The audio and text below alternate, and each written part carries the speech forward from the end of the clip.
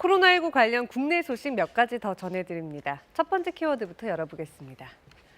네, 전국 70개국 등교 못해 추석 연휴 이후 최다라는 키워드입니다.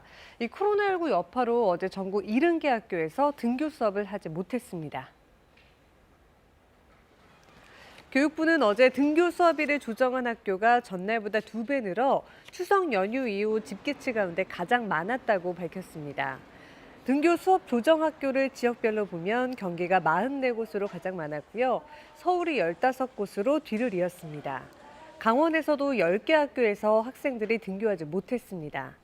순차 등교가 시작된 5월 20일부터 27일까지 코로나19에 감염된 학생 확진자는 703명입니다. 네, 두 번째 키워드 보겠습니다. 호흡기 환자 감소, 우울증 환자는 증가라는 키워드입니다. 이 코로나19 이후에 호흡기 감염으로 의료기관을 이용한 환자 수가 지난해 같은 기간의 절반 수준으로 줄어든 것으로 나타났습니다.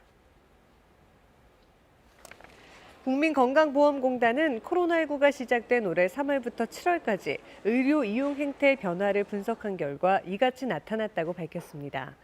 특히 인플루엔자 환자는 지난해보다 98%가량 줄었습니다. 그러나 우울증 등 기분장애 환자는 지난해보다 7%가량이 증가한 71만 명이고 이 가운데 19세부터 44세 이하 여성은 지난해보다 21%가량 늘었습니다. 건강보험공단은 코로나19 장기화로 인해 우울증과 스트레스 연관 질병이 증가하고 있다면서 경제활동에 어려움을 겪는 연령층을 위한 우울증 관련 상담 등을 확대할 필요가 있다고 분석했습니다. 네, 마지막 키워드 살펴보겠습니다. 혼인 건수 18% 감소, 8월 기준 역대 최소치라는 키워드입니다. 올해 8월의 혼인 건수가 1년 전보다 20%나 가까이 감소하면서 8월 기준으로 역대 최소치를 기록했습니다.